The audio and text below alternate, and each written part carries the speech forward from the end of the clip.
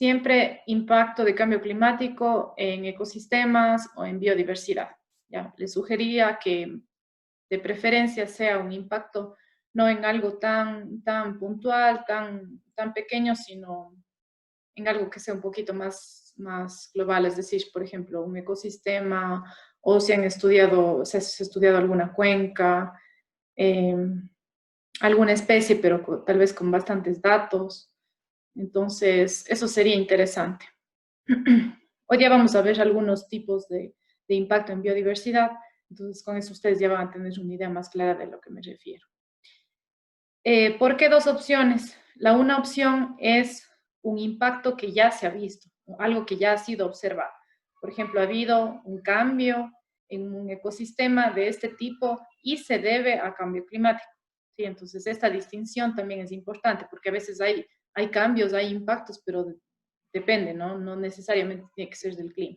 Sí tiene que ser, sí estamos hablando de un impacto que sea debido a cambio climático y que haya sido observado. La opción 1. La opción 2 es algo que se proyecte que va a suceder. Entonces utilizaron, por ejemplo, en modelos climáticos, utilizaron escenarios de cambio climático para modelar o para analizar un sistema y se proyecta que va a existir un impacto en ecosistema o en biodiversidad. ¿Ya? Entonces esas son las dos opciones. Dependiendo de los dos tipos de temas que utilicen, yo les había puesto unas preguntas ligeramente diferentes. En la opción 1, las preguntas son, describa cuál fue el impacto, porque es algo que está observado, ¿no es cierto?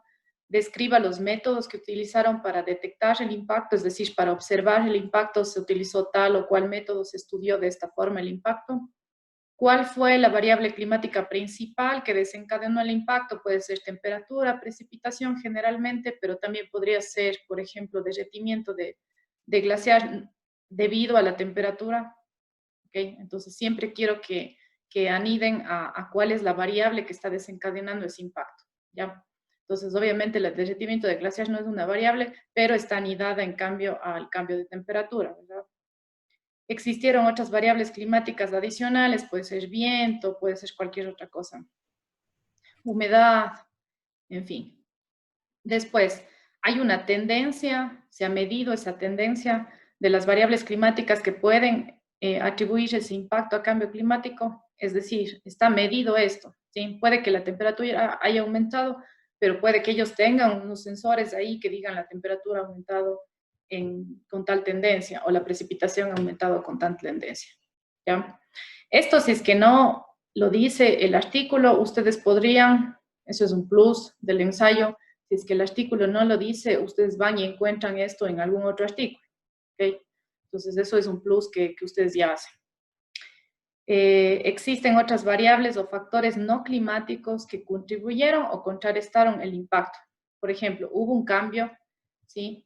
Pero no solo se debe al cambio en el clima, sino también a, por ejemplo, cambio en el uso del suelo, ¿sí? Entonces, eso es un factor adicional que está empeorando este impacto, está contribuyendo al impacto, o pueden haber tomado estrategias de adaptación, la comunidad donde ustedes están verificando ese impacto, puede que esa comunidad haya tomado estrategias de adaptación, entonces está contrarrestando el impacto de alguna forma. ¿Okay? Quiero que se fijen si es que su artículo dice eso o si es que ustedes pueden encontrar información adicional para discutir estas preguntas que están aquí. ¿Qué se podría hacer para mitigar o adaptarse a ese tipo de impacto? Esto no necesariamente van a encontrar en todos los artículos, más bien es algo que ustedes pueden investigar, es algo que ustedes pueden opinar también, ¿sí? De lo que ustedes ya conocen.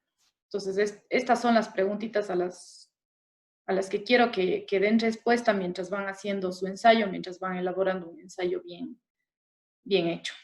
Con respecto a la opción 2, en cambio la opción 2 es acerca de proyecciones, ¿no es cierto?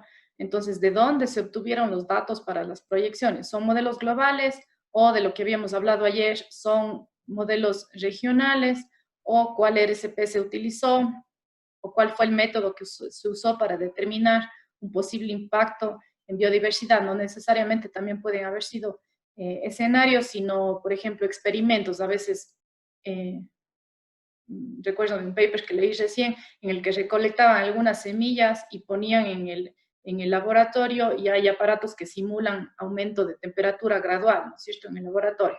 Aún así, esto se basó en, o sea, cómo aumentaban la temperatura, igual se basaron en cómo va a aumentar la temperatura según los modelos de proyección, ¿sí? Pero hay otros artículos que no necesariamente hacen eso, sino empíricamente dicen, bueno, ¿qué tal si es que aumentamos la temperatura tanta magnitud por alguna razón? Entonces eso quiero que investiguen. Este tipo de artículos que les estoy diciendo también sirven, también podrían utilizar para su ensayo este tipo de experimentos que he visto que se hace bastante con algunas especies. Y después decir también cuál es la variable climática principal. Por ejemplo, el experimento o las proyecciones se usaron de temperatura y de precipitación, o solo precipitación, o humedad, o cualquier otra variable. ¿Cuál es el impacto que ocasionará el cambio de las variables climáticas? Entonces, esto es una inferencia, ¿no es cierto? No son datos observados de impactos, pero se infiere que este cambio en el clima causará qué impacto. Entonces, hablar sobre eso. Existen otras variables o factores no climáticos que podrían contribuir o contrarrestar. Esto es menos común en estos estudios, pero puede también que se discute en el artículo o que ustedes puedan pensar en algunas otras cosas que podrían también contribuir a ese impacto, a empeorar ese impacto, o más bien contrarrestar, y también lo mismo con estrategias de mitigación o adaptación a ese impacto que ustedes estudien, ¿ya? Entonces, les estoy ayudando bastante porque sí quiero que ustedes mismos se pongan a pensar en este tipo de cosas cuando se hacen los estudios. Es importante dar respuesta a este tipo de interrogantes, porque entonces ahí se elabora una correcta detección y atribución del impacto, ¿cierto? Entonces, no podemos catalogar a cualquier impacto que sucede en la naturaleza, no podemos deliberadamente decir, es que esto es por cambio climático. Se tiene que detectar, se tiene que atribuir, se tiene que hacer algunas preguntas, se tiene que responder a este tipo de cosas para estar seguros de que efectivamente eso es cambio climático y por qué. Y solamente preguntándonos esto y analizando esto, después podemos decir qué vamos a hacer al respecto, ¿ya? Entonces, ¿tienen alguna pregunta? La fecha de entrega es el 5 de julio y me tienen que enviar igual al correo que me enviaron antes del Urkunt para yo poder revisar de mejor manera.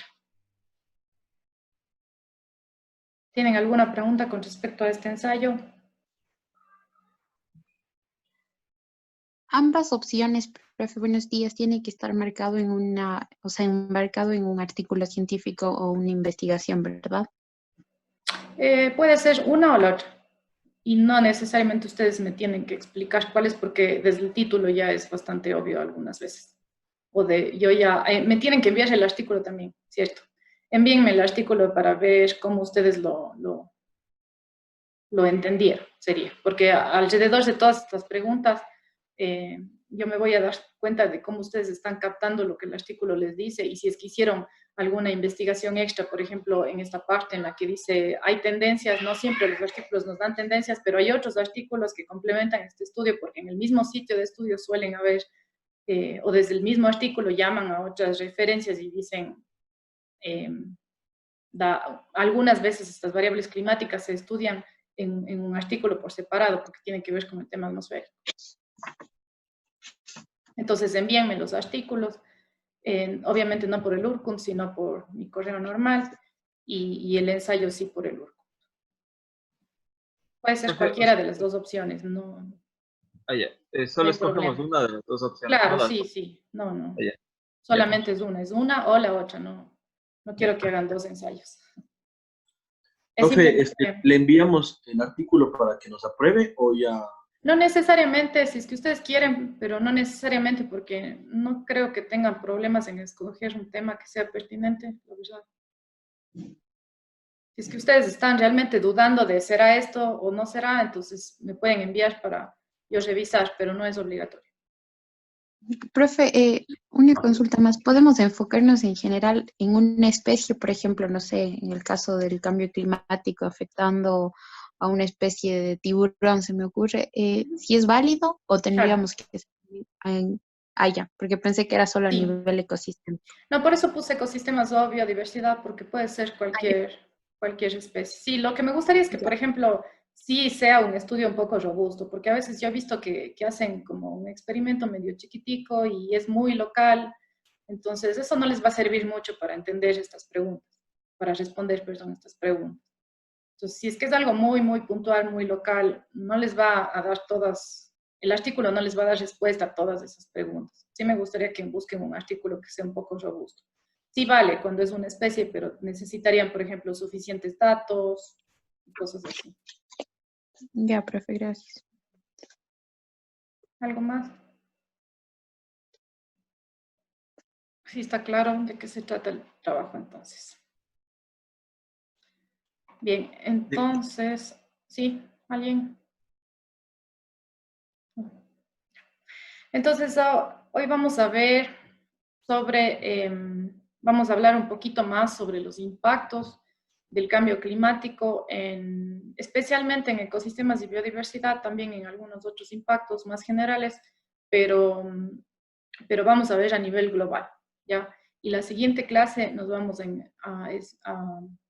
concentrar un poco más en Latinoamérica y en estudios más puntuales, ¿sí? Lo que les voy a hablar hoy son de los reportes del IPCC, de qué pasaría si es que nosotros como población humana nos limitamos a emitir gases de efecto invernadero mucho menores de la actualidad y nos concentramos en que el incremento de temperatura sea 1.5 y no más. ¿Ya? Entonces, es el Acuerdo de París, del que estábamos conversando ayer, ese es el acuerdo, ¿no es cierto? Limitémonos a una diferencia de temperatura, a una anomalía de temperatura con respecto a la era preindustrial de 1.5 grados. Entonces, se ha hecho todo un informe sumamente detallado de todas las investigaciones alrededor del mundo que se han concentrado en saber qué pasa qué impactos van a existir con un cambio de temperatura de 1.5 versus un cambio de temperatura de 2, ¿sí? Porque ese 0.5 grados que yo les comentaba ayer ya da bastantes diferencias en los impactos que pueden ocurrir, ¿sí? Entonces vamos a hablar un poquito sobre eso. Este reporte es bastante extenso, pero nos vamos a concentrar en unos impactos iniciales que ya van a ver y un poquito más en la parte de ecosistemas y biodiversidad. Bien, entonces, ¿cómo se ve un mundo de 1.5 grados en promedio versus 2 grados en promedio? Entonces, tengan en cuenta que esto es temperatura promedio tanto de la superficie terrestre como la superficie oceánica, ¿no es cierto? La superficie de los océanos es un promedio de temperatura a nivel global de 1.5, ese está aquí, versus qué pasaría con 2 grados, que está por acá, ¿ya? Entonces, este mapa, en cambio, nos da la diferencia de este mapa de 2 grados menos la diferencia de 1.5 para darnos una idea un poco más precisa de cómo estas diferencias de temperatura no son las mismas en todas partes, ¿no es cierto? Si yo saco este mapa y le resto de este mapa de acá, veo que existen diferencias principales en esta zona de acá, ¿sí ven? Entonces veo que en los océanos no hay mucha diferencia entre un mundo 1.5 versus un mundo 2 grados, no existe mucha diferencia en los océanos, la mayoría de diferencia está en esta capa, en la parte de la superficie terrestre, que sí tengo pintada de un rosado bajito, y la diferencia mayor está en las latitudes del norte, donde tengo mucho hielo, ¿sí? Entonces, eso es un punto a tener en cuenta. También, otro punto que tenemos aquí es qué pasa con las precipitaciones, ¿no es cierto? Este es un mundo con 1.5 grados de calentamiento global versus un mundo 2 grados de calentamiento global, y aquí tengo la diferencia igual. ¿Qué pasa con un mapa de 2 grados menos el mapa de 1.5 grados? Y tengo aquí unos porcentajes. Siempre van a ver que la temperatura es en grados centígrados, en grados Celsius, perdón, y que la precipitación más bien es en porcentaje de precipitación para dar una idea que se pueda comparar, ¿no es cierto? No utilizo milímetros porque no son tan comparables, sino más bien este porcentaje hace que yo pueda comparar una parte del mundo con otra parte del mundo. Entonces, casi siempre por eso la precipitación se expresa en porcentajes, y aquí puedo ver que sí existen algunas diferencias. ¿Cuál es a veces lo que yo tengo con la precipitación? Que tengo bastante incertidumbre y que tampoco tengo unas tendencias muy claras. Siempre que yo hablo de temperatura, voy a dar unas tendencias más claras, voy a decir aquí tengo más temperatura en esta parte de acá y tal, pero con la precipitación no tengo unas tendencias demasiado claras. Entonces sí que voy a tener unas partes más secas que son justamente diferencias en que en un mundo de 2 grados versus un mundo de 1.5 grados, sí que voy a tener algunas más diferencias que en temperatura. ¿Se dan cuenta? Aquí tengo colores muy tenues, pero por aquí sí tengo algunos colores de 5%, de un poco más de 10%, incluso en estas regiones que ya de por sí son secas, entonces voy a tener una diferencia de una sequía mucho mayor comparando estos dos tipos de escenarios, ¿ya? Entonces ahí les puede dar una idea general de qué es lo que pasaría y por qué se insiste en que la temperatura debería subir y deberíamos hacer todos los esfuerzos en contener gases de efecto invernadero para llegar a 1.5 grados. Bien, sin embargo, si es que yo no comparo solo esto, no comparo solo la temperatura media, sino voy y comparo la temperatura de los días más calientes. ¿Sí ven? Aquí están los días más calientes y acá abajo están los días más fríos. Hago lo mismo, saco escenarios a 1.5, a 2 y los resto. Entonces, imagínense este de acá. Miren, aquí sí que ya me da unos colores más diferentes y me muestra, lo que me muestra básicamente esto es que si bien en los promedios yo tengo cierta cercanía de un mundo de 1.5 a 2, en los valores extremos sí que veo mucha diferencia, ¿sí? Entonces, siempre van a ser los valores extremos en donde yo sienta más ese calentamiento global, en temperaturas máximas, en temperaturas mínimas, ¿ya? Entonces, eso conlleva a oleadas de calor, a oleadas de calor, sobre todo, miren, en esta parte del norte, ¿sí? Entonces, aquí yo sí tengo unas diferencias muy notorias de qué pasaría si es que hago todos los esfuerzos para tener un mundo bajo 1.5 versus un 2.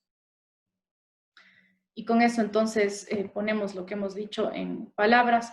Los impactos de cambio climático no son equitativos en todo el planeta, no lo serán en el futuro tampoco.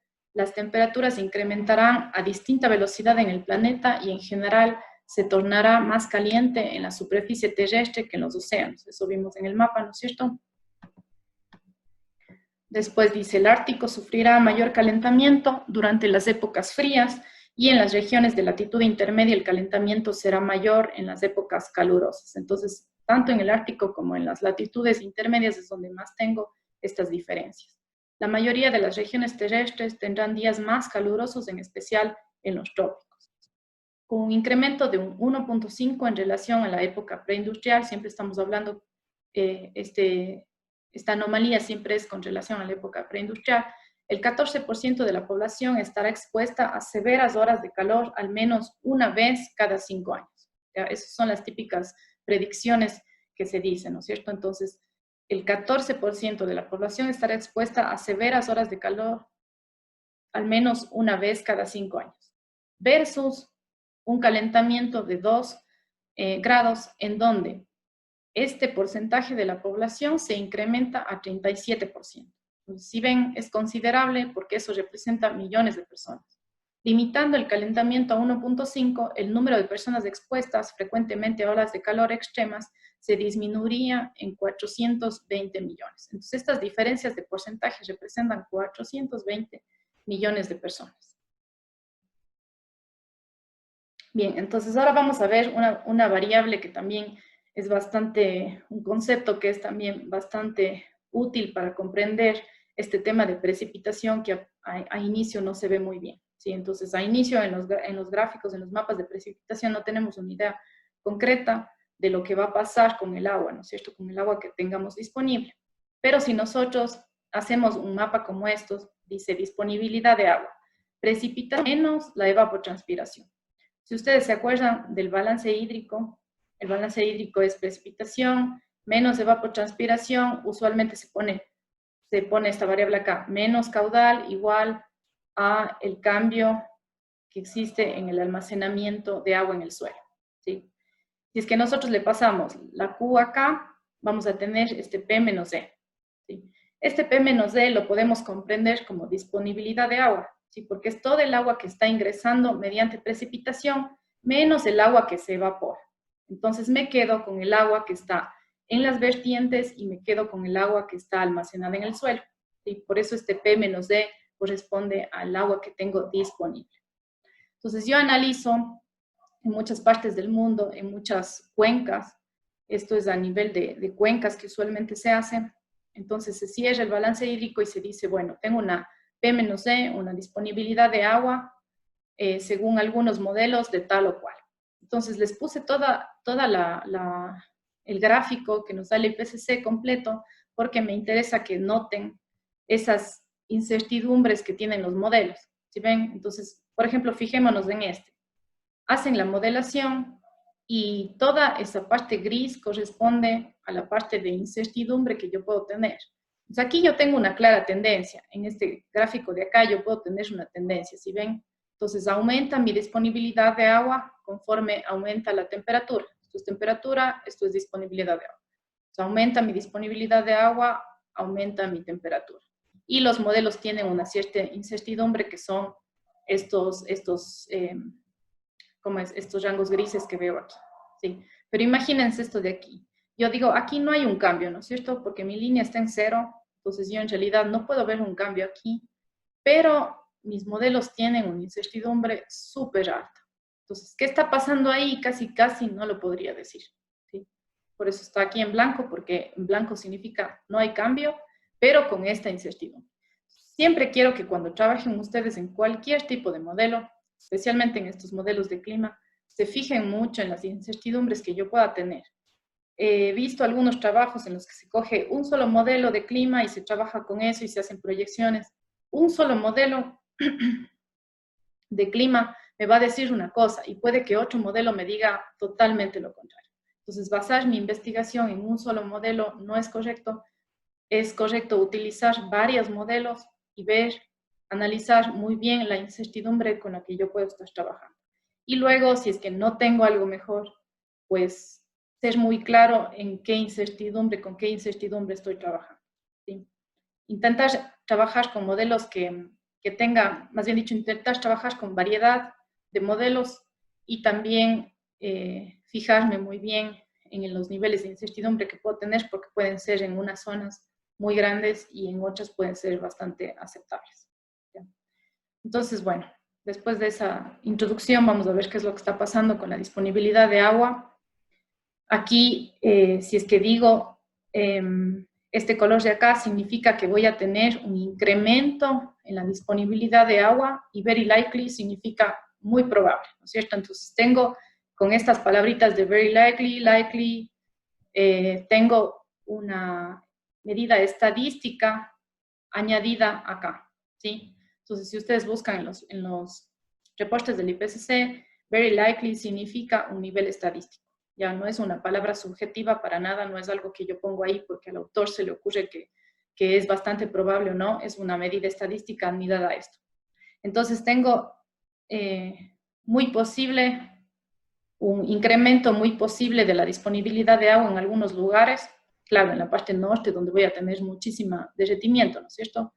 Voy a tener un posible incremento, no voy a tener cambios en la disponibilidad, voy a tener muy posible disminución de la disponibilidad de agua y posible y muy posible disminución, ¿no es cierto? Entonces los puntos rojos van a ser una muy posible disminución de esa disponibilidad del agua. Ustedes ven que tengo todavía pocos, porque esto es un escenario de 1.5, ¿sí?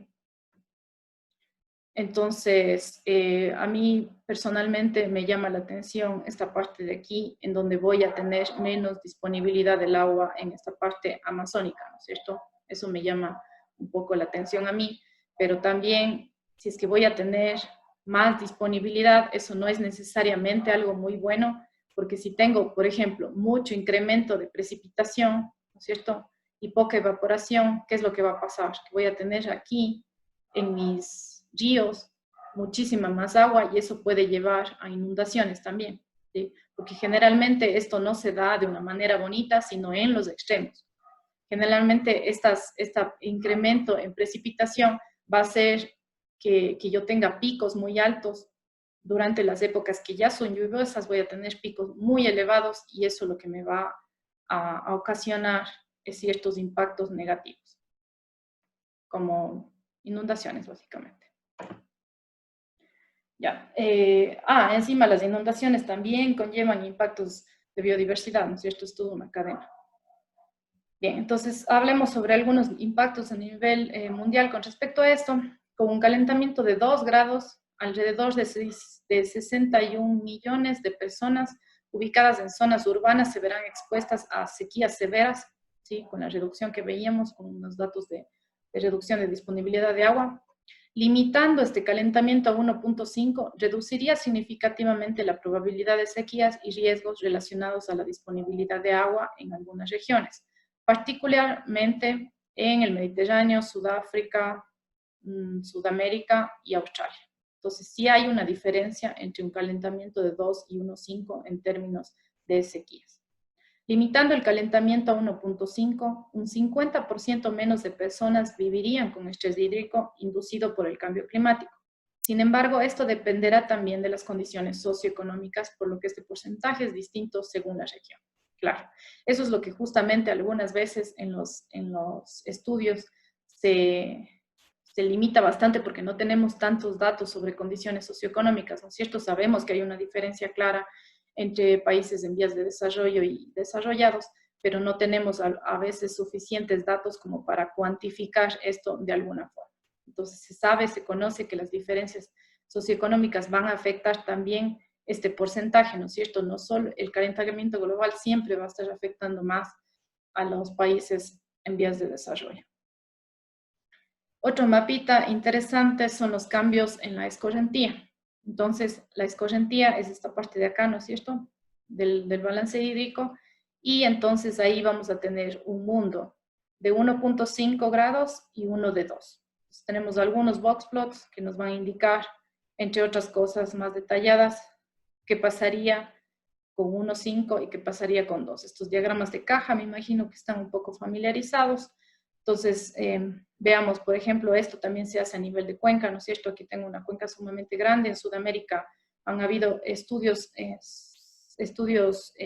robustos simplemente en 2 cuencas grandes. Entonces, esa corresponde a esta del Amazonas y del Paraná. Y vemos que aquí con 1.5 y 2 no tenemos tantas diferencias y encima la incertidumbre, si ven aquí la barrita de error, es mayor para 2. ¿Cierto? Entonces, si bien no tengo tantas diferencias, esta barrita no me permite dar una conclusión final porque puede que esté por aquí mi media, puede que mis valores estén por aquí, pero puede también que se disparen a una baja, a una disminución de la escorrentía de hasta un 25%, que es un montón, ¿cierto? Entonces, mis datos pueden estar aquí, pueden estar por acá, pero incluso pueden estar por acá. Ese es el problema de la incertidumbre, de tener incertidumbres grandes, que entonces ya no puedo saber si es que puede llegar el punto, esta tendencia hasta acá abajo. ¿Okay? Entonces, aquí sí que tengo una diferencia mayor en esta cuenca de por acá, de un mundo de 1.5 con referencia a un mundo de 2 grados. Pero en todo caso, podría estar segura de que aquí en el Amazonas voy a tener una disminución de agua en vertientes, ¿cierto? Voy a tener una disminución de escorrentía. ¿Sí?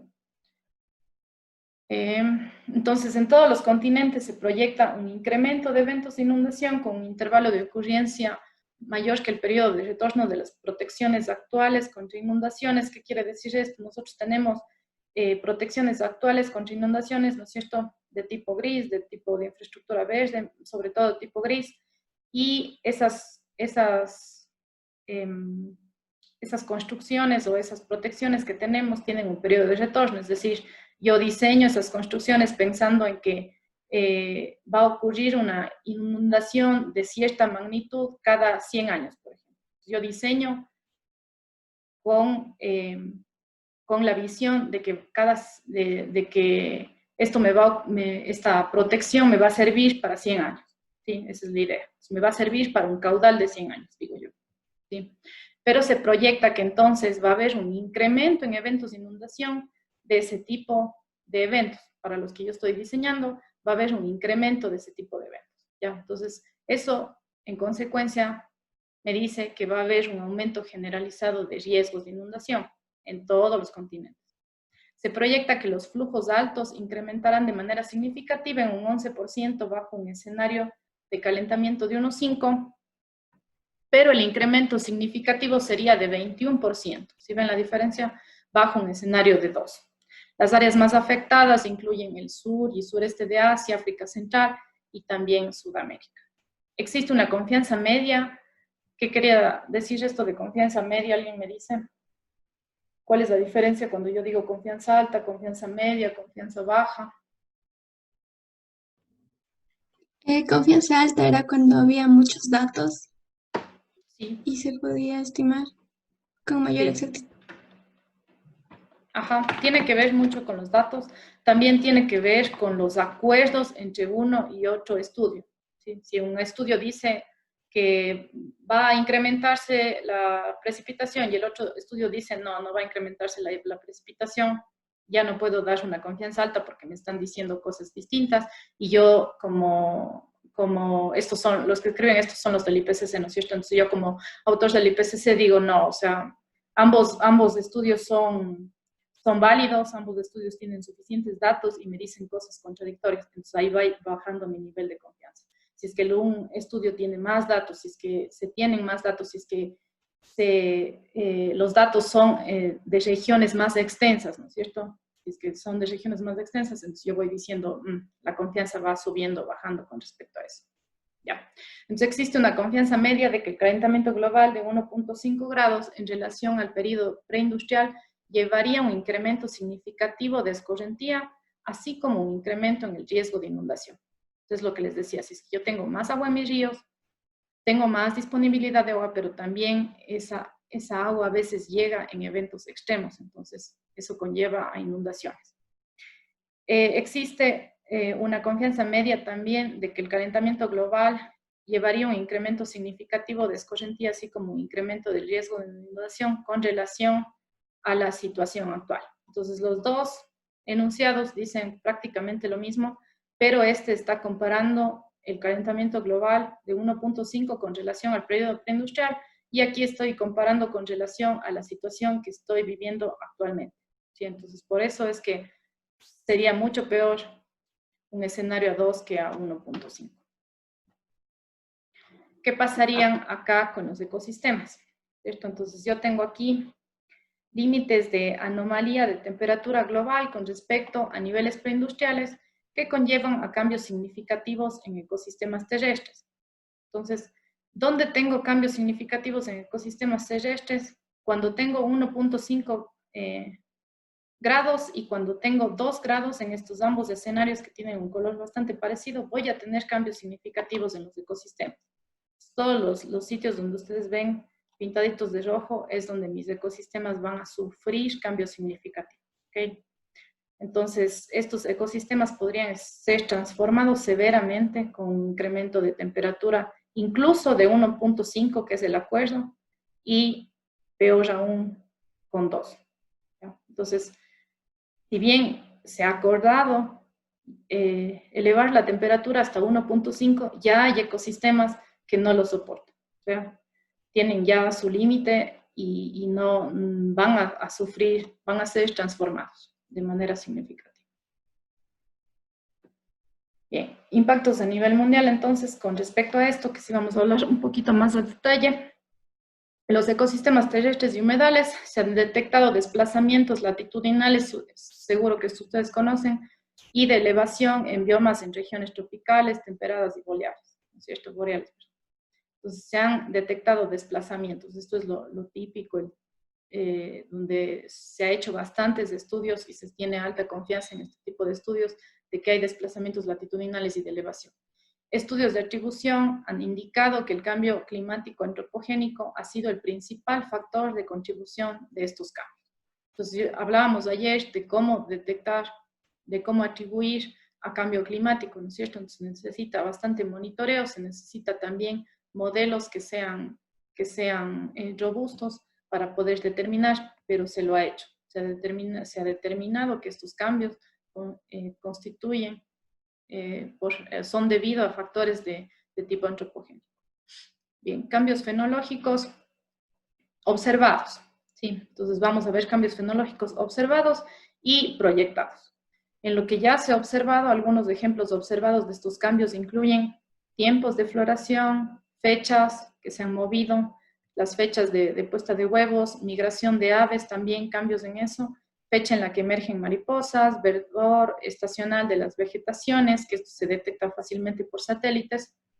Entonces, todos esos cambios ya han sido observados, avance de la fenología de primavera en relación a 3 días por década en plantas y animales en sistemas nórdicos, ¿cierto? Entonces, ya se tiene una tendencia incluso determinada en ecosistemas nórdicos. Eso no quiere decir que no pase en el sur, sino que tal vez estas tendencias no han sido aún detectadas, atribuidas u observadas.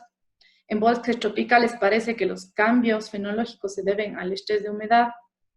Debido a cambios fenológicos también se ha detectado desacoples en las interacciones entre especies, ¿no es cierto? Entonces hay desacoples, por ejemplo, entre las plantas y los insectos polinizadores debido a estos cambios fenológicos, ¿no es cierto? A que se adelantan las fechas, a que se modifican las fechas, entonces también eso conlleva que las interacciones en las especies sufran.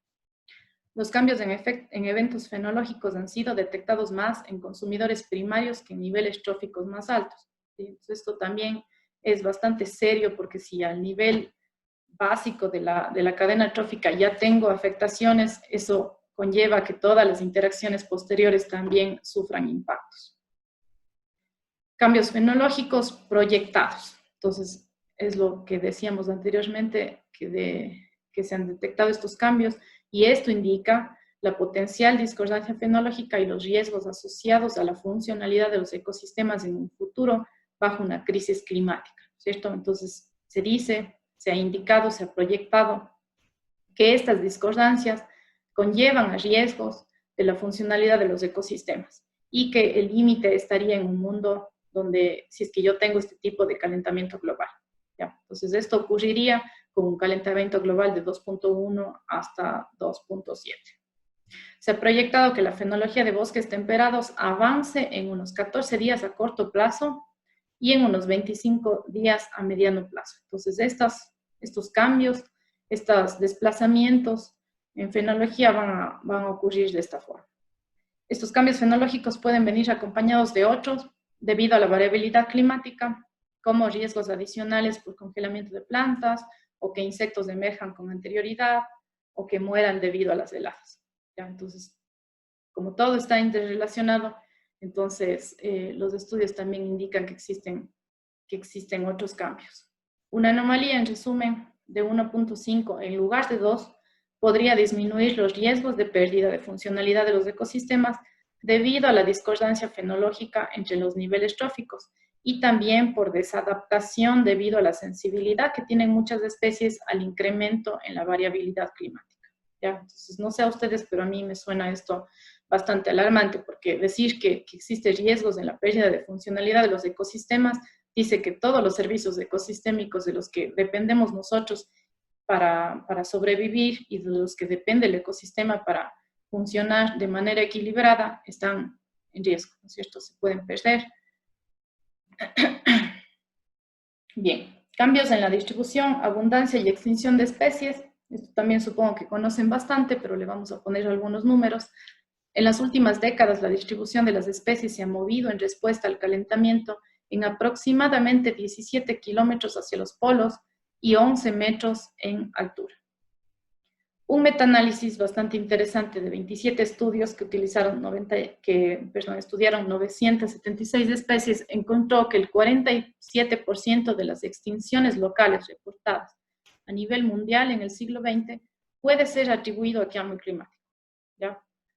La mayoría de estas extinciones fueron de animales y ocurrieron en regiones tropicales y en hábitats de agua dulce.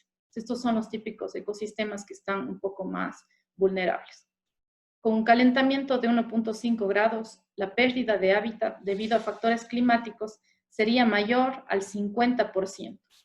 En el 6% de especies de insectos que se estudió, que son bastantes especies, en un 4% de los vertebrados, que también se estudiaron 12.500 especies de vertebrados, y en 8% de las especies de plantas estudiadas. ¿Ya? Entonces, este tipo de estudios, y por eso es que yo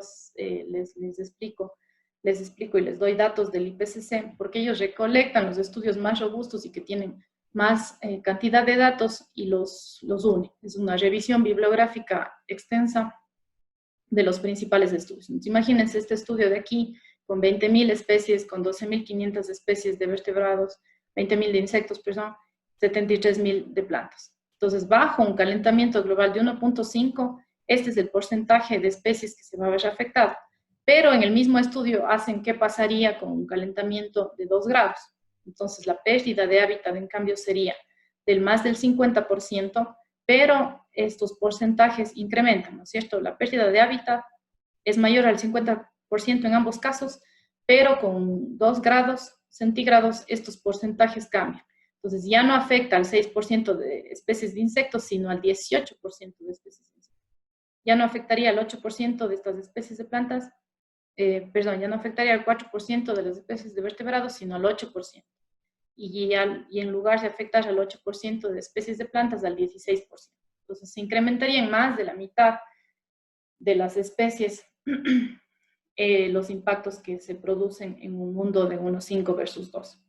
Estas diferencias en cambios podrían tener consecuencias considerables. Por ejemplo, los insectos polinizadores, como las abejas, que mantienen y soportan la productividad terrestre, incluyendo la agricultura, tendrían un área habitable significativamente mayor cuando tengo un escenario de 1.5 que bajo un escenario de 2 grados. Este es un ejemplo chiquito, pero en realidad podríamos hablar de todos los servicios ecosistémicos de estos lugares. Bien, los estudios de proyección realizados tienen algunas falencias importantes. Entonces, también tenemos que detectar ese tipo de cosas porque es hacia allá donde queremos mejorar, ¿no es cierto?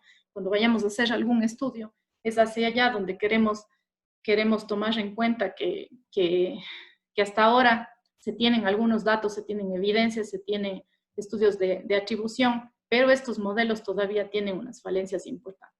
Por ejemplo, no incluyen efectos de eventos climáticos extremos.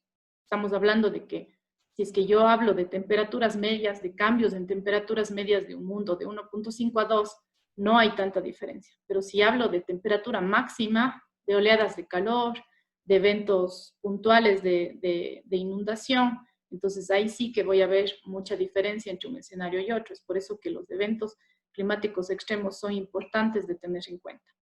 Tampoco se toman en cuenta interacciones entre especies. Esto ya habíamos hablado en alguna clase y ya habíamos hecho mucho énfasis en que no puedo ver, por ejemplo, solo un servicio ecosistémico, porque ese servicio está anidado a otros servicios y a las interacciones que existen en ese ecosistema. Y ya hay modelos tal vez que me puedan permitir eso, pero no hay muchos estudios que tomen en cuenta eso. ¿Sí? Entonces, sí hay algunos modelos en los que yo ya podría empezar a conversar sobre estas interacciones, pero no se han hecho demasiados estudios que tomen en cuenta eso. Las interacciones tróficas pueden contrarrestar localmente el área de expansión de las especies hacia mayores altitudes. Entonces, no solo el clima va a afectar esta área de expansión, estos movimientos que se dan, ¿no es cierto? De tomar refugios hacia mayores altitudes, no solo esto, sino también interacciones entre las especies. Entonces, tiene que ver con esto que dijimos antes, ¿no es cierto? Especies que son altamente invasivas podrían también establecerse en áreas nuevas debido al cambio climático, pero no existe literatura que haya cuantificado esta posibilidad en un escenario de 1.5. Entonces, esto el reporte dice especialmente porque ellos estamos empecinados, ¿no es cierto?, en limitar nuestros cambios hacia un escenario de 1.5. Entonces, no existe suficiente literatura que haga esto. Entonces, lo usual es que se cogen los los escenarios de cambio climático que habíamos visto ayer, de 2.6, de 8.5, pero no se toma en cuenta muchas veces, no hay muchos estudios con esta posibilidad de escenario de 1.5. Bien, cambios en las funciones de los ecosistemas, en la biomasa y en las reservas de carbono. Entonces, la productividad neta de ecosistemas terrestres a escala global ha incrementado con referencia a la era preindustrial, ¿no es cierto? Y el incremento en concentraciones de CO2 contribuyen a que esta tendencia continúe mediante la estimulación de la fotosíntesis. Más CO2, más fotosíntesis. Sin embargo, no existe una señal clara de que esto sea debido al cambio climático. ¿Ya? Entonces, esto también es algo a tener en cuenta. Hay que aceptar, no se puede decir que todo es cambio climático, hay que aceptar que existen algunas cosas en las que tal vez no hay mucha evidencia o tal vez no se deben al cambio climático. ¿Ya? La biomasa y reservas de carbono en ecosistemas terrestres están incrementando en la actualidad, pero son vulnerables a la pérdida de carbono hacia la atmósfera, ¿cierto? Entonces, yo tengo reservas de carbono, se acuerda que hablábamos que en el suelo puedo tener muchas reservas de carbono, pero eso es vulnerable a que se pierda, a que se vaya hacia la atmósfera y que formen parte de los gases de efecto invernadero, como resultado, por ejemplo, de posibles incrementos proyectados. Existen proyecciones de que va a aumentar la intensidad de la lluvia, ¿no es cierto? Entonces, con intensidad de lluvias, con incendios forestales que ya han sido proyectados, con degradación del suelo y brotes de plagas, voy a tener más pérdida de carbono hacia la atmósfera. Se ha demostrado que la respiración total de los ecosistemas a escala global ha incrementado en respuesta al incremento de temperatura por las noches. Esto también es algo que algunos estudios han determinado, ¿no es cierto? Se tiene bastante confianza ahí. Los incendios reducen los sumideros de carbono de los ecosistemas terrestres a nivel global en ecosistemas que tienen almacenamientos de carbono como turberas y bosques tropicales. Entonces, especialmente en este tipo de ecosistemas, se ha visto que se tiene ese impacto. Existe mucha incertidumbre en los modelos actuales acerca del comportamiento futuro del ciclo de carbono en el suelo. Los modelos estiman una continua absorción de carbono bajo cualquier escenario RCP. Entonces, esto pasa, ¿cierto? Los modelos estiman esto, pero con una gran incertidumbre, ¿sí? Entonces, cuando hablo del ciclo del carbono en el suelo, cuando tengo estudios de este tipo, la incertidumbre es todavía alta. Bien, entonces quiero que ustedes mismos intenten interpretar este gráfico. Creo que tienen suficiente información ahí, si no me preguntan. Entonces quiero que alguno de ustedes interprete, así como hemos interpretado los otros mapas, que interprete qué nos están diciendo ahí. Los varios colores son varios modelos. Háganse la idea de que cada una de esas rayas es un modelo diferente, un modelo de predicción. Entonces, alguien, por favor, interpréteme qué es lo que dice ese gráfico. ¿Qué impacto?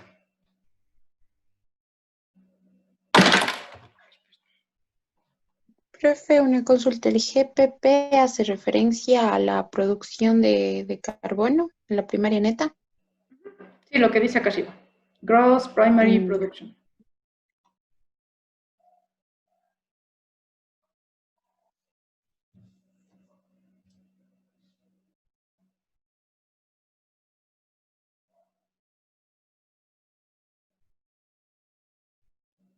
Entonces, ¿alguien se atreve a decirme qué más o menos estamos viendo ahí? Que hay zonas hay zonas, digamos así, en las que la curva es ascendente, pero a nivel global es como una tendencia, no sé, un poco más constante quizás. Quizás ya estamos cerca de un límite, tal vez, si es que lo compararíamos con una capacidad de carga. ¿Qué más? Me dicen todos primero, luego digo yo que algún resumen de lo que han dicho. No sé, tal vez en los dos primeros gráficos que están en la parte de arriba podemos ver que cuando están las temperaturas no. Sí, cuando tenemos un incremento en la temperatura, las rayas tienen valores más altos o más bajos.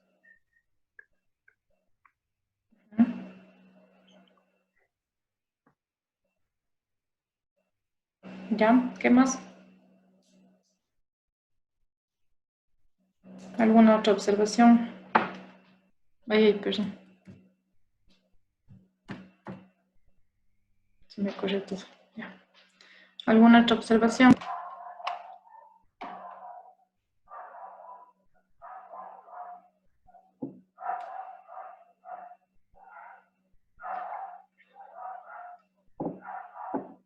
¿Alguien más? ¿Sí están atendiendo la clase? ¿Sí? ¿Están ahí? Sí. Allá. ¿Es A tal ver. vez la actitud tiene que ver un poco en esto o solo son zonas específicas? Discúlpeme que no le escuché. Repítame, por favor. ¿Cree que sea algo de la altitud? Latitud. También sea un factor importante aquí, o son zonas específicas donde se está midiendo. La latitud. Entonces creo que la latitud es importante para la absorción de carbono. Eso creo que a medida de eso va a haber un cambio en la temperatura. Lo que le veo algo por ahí. Sí, tienes razón. La latitud tiene que ver con la tendencia, no directamente con que exista más producción primaria o menos, no directamente, digamos, con el ecosistema o las especies, sino con las tendencias que puedan ocurrir, ¿cierto? Entonces, por ejemplo, vemos que este gráfico nos dice todos los modelos a nivel global, ¿cierto? Y yo veo ahí un nudo, o sea, yo veo ahí un montón de nudos y no veo una tendencia clara. Claro que todo está alrededor de cero, como nos decía María Paz, claro, parece que no hay un cambio, ¿no es cierto? Pues en realidad yo personalmente no me podría poner a decir que a nivel global va a pasar tal o cual cosa, ¿no es cierto? Sería demasiado arriesgado dar una conclusión viendo esto que tenemos aquí, ¿sí? Porque un modelo viene y me dice esto, el azulito sobre todo, ¿no es cierto? Me dice una cosa que tanto puede ser un más 20 de GPP como un menos 30. Casi a la misma temperatura me dice más 20 y menos 30, entonces la incertidumbre que tengo ahí es exagerada. No puedo dar una conclusión al respecto. ¿Sí? Si veo la línea tomate, por ejemplo, entonces ahí, si es que cojo el modelo tomate, yo podría decir que no va a haber cambio en la GPP, ¿sí? Pero me estaría equivocando porque entonces hay un modelo amarillo que dice que sí hay un cambio. Miren el amarillo que sí tiene una tendencia a cambiar, ¿ya? Pero entonces eso es lo que me refería de no utilicemos un solo modelo. Sí he visto bastantes artículos así.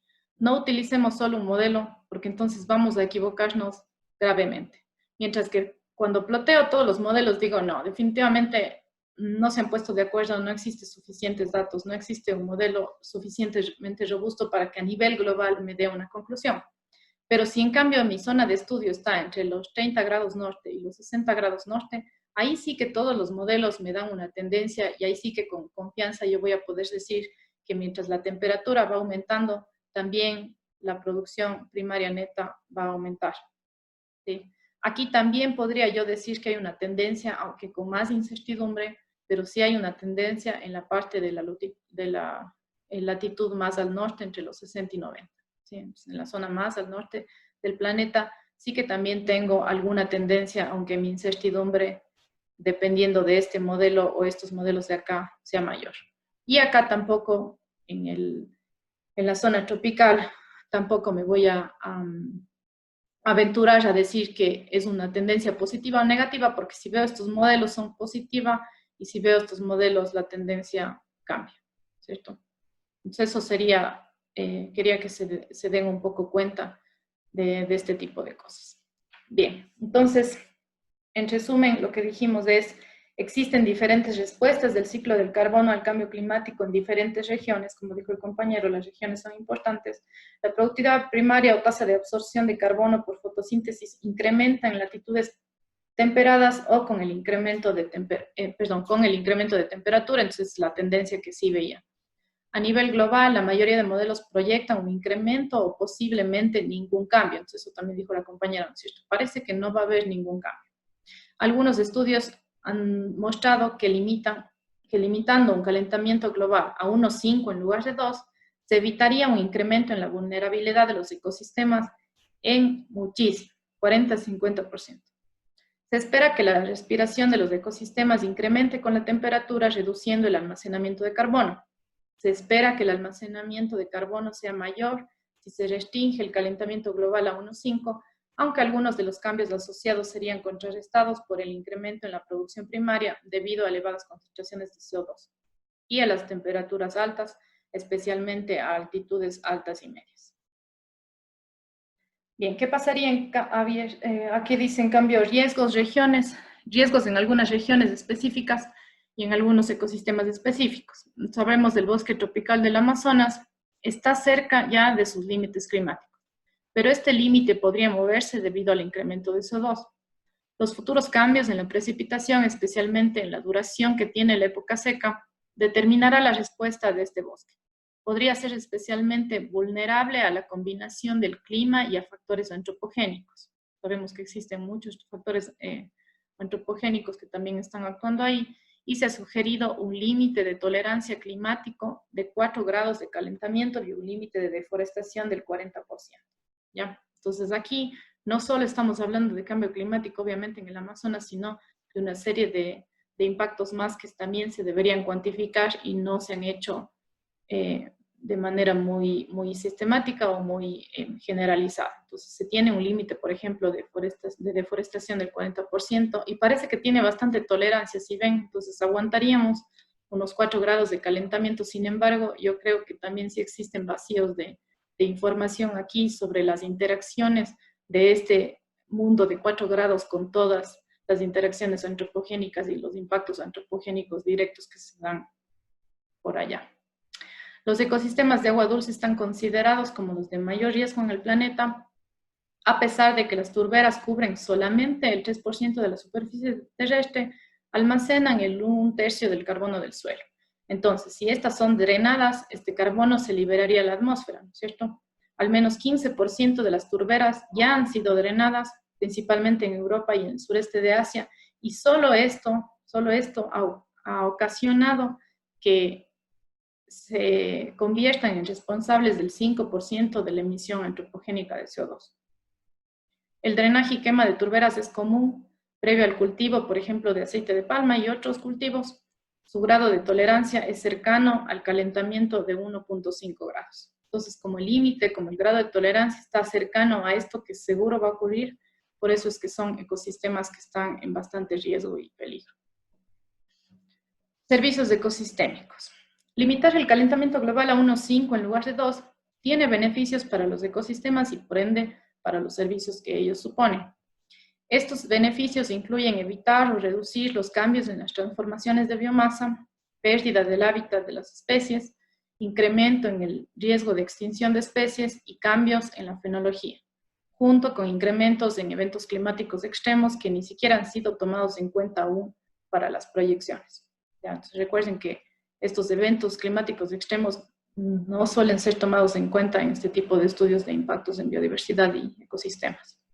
Todos estos cambios contribuyen a la ruptura del funcionamiento de los ecosistemas y a la pérdida de los servicios ecosistémicos por consecuencia.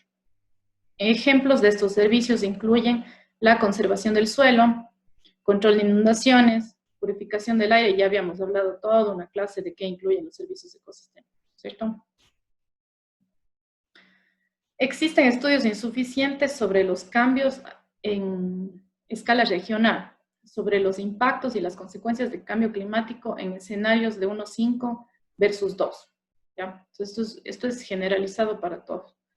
Existen algunas falencias en los métodos. Ya habíamos hablado un poquito de cuáles serían las falencias. Por ejemplo, simulaciones de modelos climáticos regionales y globales para escenarios de bajas emisiones como el escenario de 1,5. No hay muchos estudios con estos escenarios.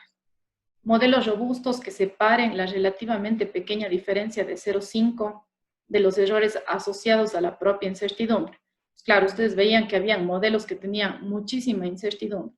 Entonces, si estos modelos se contradicen unos con otros, la contradicción es mayor que la diferencia en el impacto de 0,5, ¿verdad? Si yo hago con un modelo, proyecto un cambio bajo un escenario de 1,5 y bajo un escenario de 2, pero la incertidumbre se traslapa, se mezcla en esto, entonces ya no puedo saber cuál es la diferencia de un mundo 1,5 que de un mundo 2, ¿sí? Entonces, estos modelos tienen que necesariamente mejorar. Proyecciones de riesgos que nos lleven a comprender cómo las opciones de desarrollo afectan la magnitud y patrones de riesgo. Se ha intentado hacer esto, pero se necesita mucho más información. Las opciones de desarrollo se refieren a qué actitudes voy a tomar como gobierno, como nación, como planeta, ¿verdad? En si voy a limitar estos gases de efecto invernadero, entonces, o si voy a seguir con un desarrollo completamente capitalista. No quiero meterme en política, pero ya lo dije. Entonces, esas proyecciones de riesgos que nos lleven a comprender cómo esas opciones afectan, ¿no es cierto?, lo que va a suceder después. Después tengo modelos socioecológicos más complejos e integrales, ¿sí? Entonces, no tengo que ver también solo la parte de interacciones del ecosistema, de todo lo que está pasando ahí, sino también cómo el ser humano está interactuando, ¿no es cierto?, con los ecosistemas. Necesito modelos que me permitan hacer eso, que sean mucho más integrales para poder predecir la respuesta al clima de esos ecosistemas terrestres, costeros, de todos los ecosistemas que yo quiera estudiar. Y modelos capaces de separar los efectos del clima de los asociados al impacto de las actividades humanas. Esto que hago yo de detección y de atribución en datos observados, sería interesante también poder hacer esa distinción en proyecciones, ¿no es cierto? ¿Qué es lo que va a pasar debido a las interacciones naturales, a los factores naturales, y qué va a pasar debido a las actividades humanas? Esa separación en proyecciones también sería interesante. Seguimos con las brechas de conocimiento. En sistemas terrestres se desconocen los efectos acumulados de algunos riesgos y tensores. Por ejemplo, ¿qué pasa cuando se incrementa la intensidad de tormentas y eso interactúa con el incremento en el nivel del mar y eso encima interactúa con los efectos en las personas que viven en las costas? Todas este tipo de interacciones es necesario estudiar en sistemas terrestres. La respuesta de los humedales debido al cambio climático y también a las actividades humanas. Siempre son las interacciones las que usualmente no se estudian de manera integral. Respuestas asociadas a los cambios en el uso del suelo o a la cobertura para escenarios de bajas emisiones, ¿sí? De bajas emisiones usualmente se refiere a este escenario de 1.5. Respuestas de cambios en la cobertura de bosques, en la producción de comida, en producción de biocombustibles, todos estos cambios que se están dando, la captura de carbono, los impactos biofísicos asociados, no han sido todavía cuantificados. Entonces, todavía tenemos brechas de conocimiento por acá. También tenemos brechas en las características físicas y químicas de un mundo unos 0.5 grados más caliente. ¿Cuáles serían los límites críticos para eventos extremos como sequías e inundaciones en escenarios de 1.5 y 2 para diferentes modelos climáticos y en diferentes proyecciones? Entonces, esto diría yo que son de las cosas más básicas que todavía no están bien analizadas. En sistemas terrestres y de agua dulce, las dinámicas entre el cambio climático, los recursos de agua dulce y los impactos socioeconómicos para niveles de calentamiento controlado o menor. Cómo cambiaría la salud de la vegetación, el almacenamiento de carbono en comunidades de plantas y paisajes. Los riesgos asociados a la desadaptación de las especies en respuestas a cambios climáticos. Existen preguntas asociadas a problemas como cuáles serían las consecuencias de las especies que adelantan su fenología en primavera en respuesta a la crisis climática o los cambios en la distribución de las especies y la adaptación local a un mundo 1.5 más caliente. ¿Ya? Entonces les quería dejar estas brechas de conocimiento aquí por si a ustedes les interesa estudiar qué pasaría por ese lado, por si es que saben de algunos datos que se pueda responder de esta forma, ¿sí?